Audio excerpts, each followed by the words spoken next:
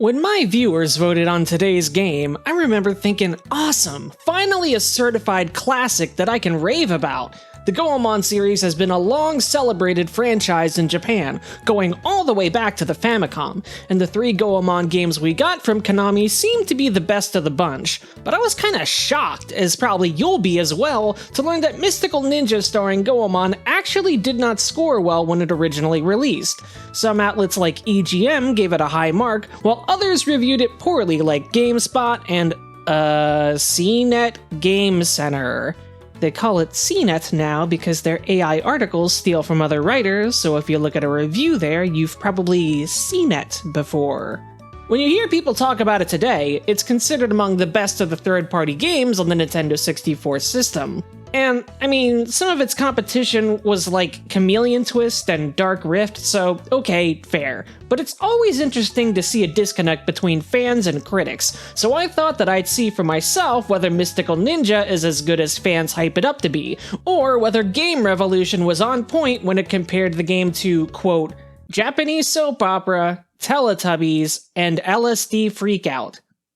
I think that's no. The first and most obvious thing you'll notice about Mystical Ninja is the game's refusal to massively readapt itself for an American audience like so many other games and media of the era. This takes place in Japan, not Japanifornia, and it has a full-on anime opening with subtitles.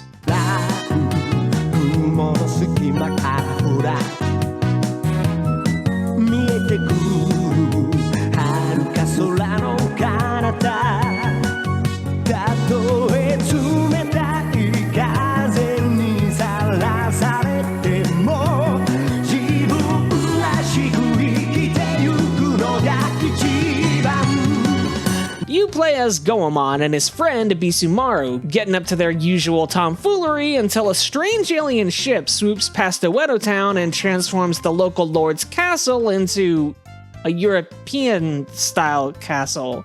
I don't know, not every joke's gonna land.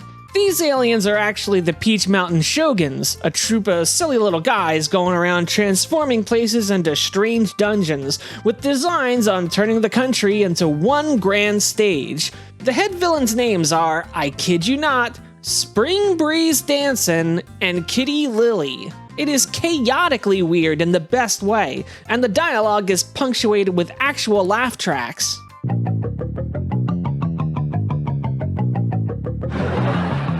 The second thing you'll notice is just how cozy the opening hub is.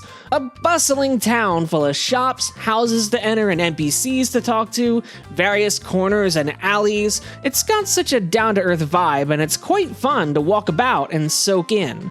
Like you'll see in most towns, there's an inn to rest or save your game, item shops with protective gear, and a rice shop whose rice balls will revive you instantly on death. They do section the towns into little blocks to save memory, but it's worth it to create such a lively atmosphere. There's even pickpockets to watch out for, and you can bop them if they get close. It all comes together for one of the most fun settings of any game on the Nintendo 64. What makes Mystical Ninja so unique may feel somewhat paradoxical at first, because it's actually a combination of 2 of the most popular games on the system, Mario 64 and Ocarina of Time. On the one hand, you have 3D platforming with a mixture of wide open spaces and various platforming challenges to conquer, and on the other hand, you've got an action-adventure with various town hubs, new tools that enhance your traversal, and multiple large-scale dungeons to clear with a map, compass, and boss key. That might make it sound very derivative, but I assure you there is no game quite like Mystical Ninja. This game loves to spring surprises on you, and it's perfectly paced in that regard.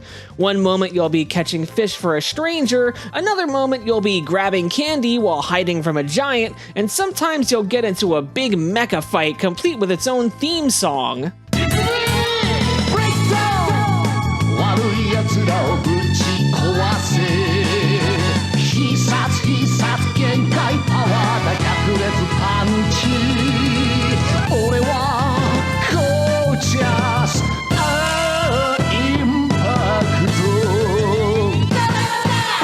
There's really never a dull moment, and that extends to the dungeon designs, which are very different in design and execution. One is a floor-by-floor climb, while another is a submarine with food theming. One's got a combination of ghost and toy theming with a crane catcher game. It's almost like the game equivalent of a series finale, just throwing anything and everything at you to go out with a bang. While you don't get pieces of heart for fighting bosses, you can upgrade your life bar by finding lucky cat figures placed all around the game world. So if you're looking for your 3D platforming collectible, well, there it is. There's no Power Star equivalent here. The platforming is here in service of the adventuring, so keep that in mind.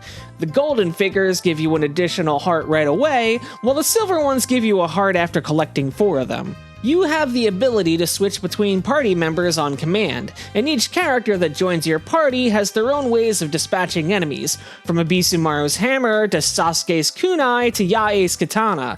Goemon can even throw coins at enemies if you have them, which can be handy in a pinch. And of course, the dungeons provide new weapons and tools for characters as well. Goemon gets a chain pipe that acts like a hook shot. It was kind of finicky for me until I realized you were meant to jump and use it rather than use it from the ground.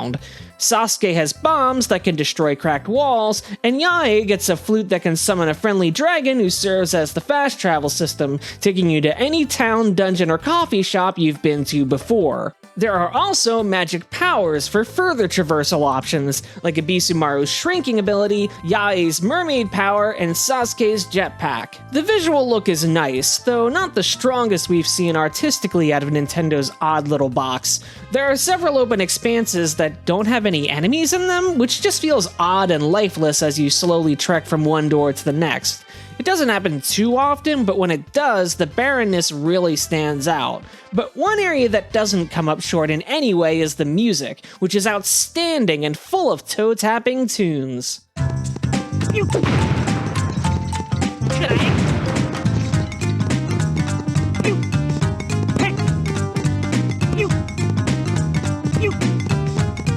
Others may have their favorites, but for me, Mystical Ninja has the best music of any N64 game, and that includes you, Bomberman Hero.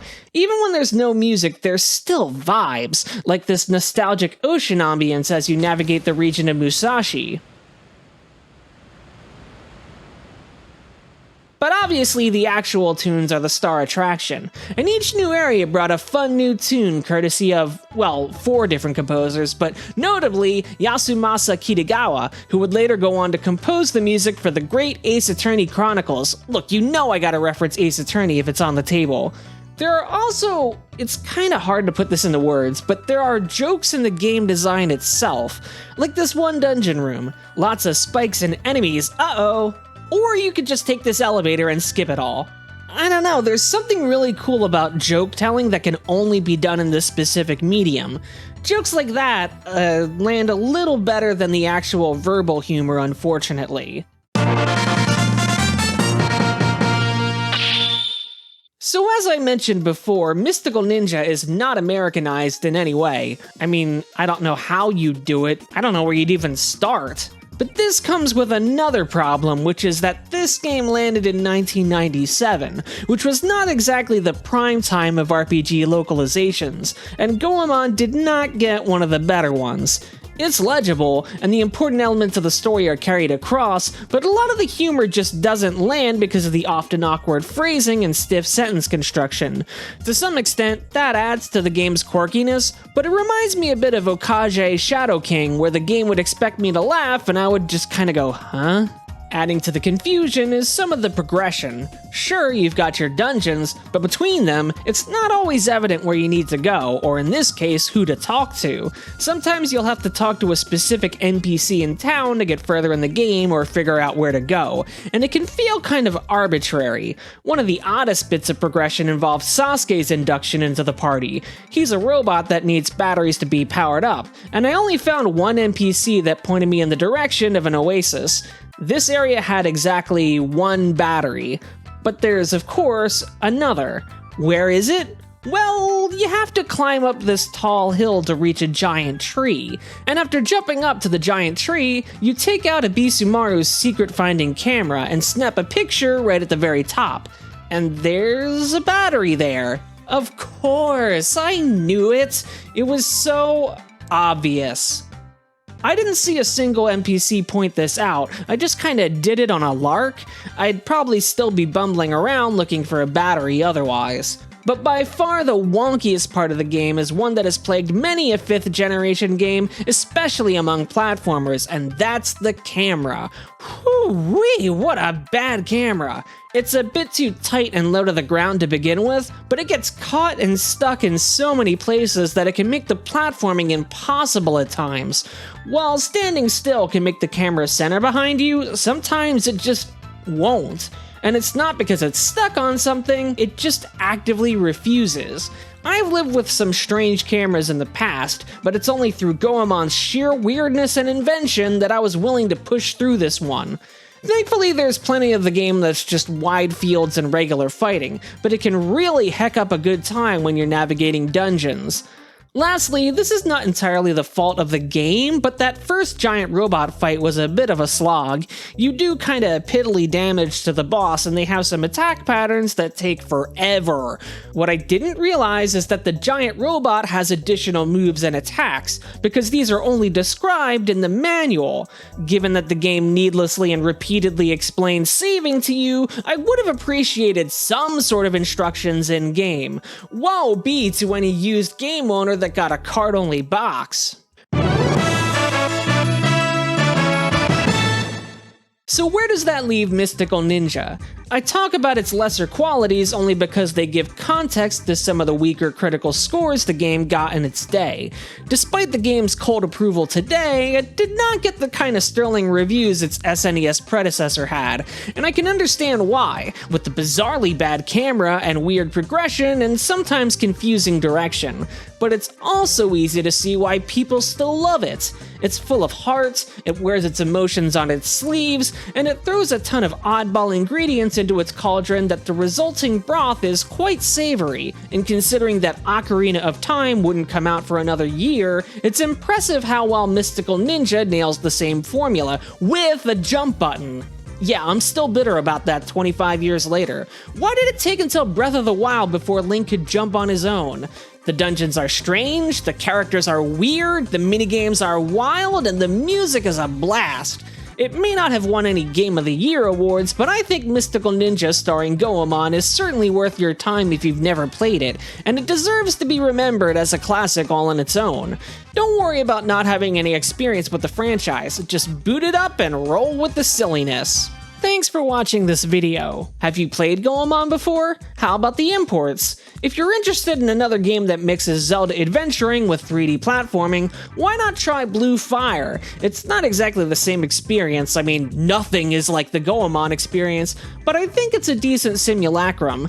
Next week I'll be talking about Steam Next Fest, and as you can expect, I've played a ton of demos and I have a lot to talk about. I've got a Patreon where you can see videos early and get your names in the credits, and I have a Patreon Discord as well. Like and subscribe, and as always, I'll see you in another castle.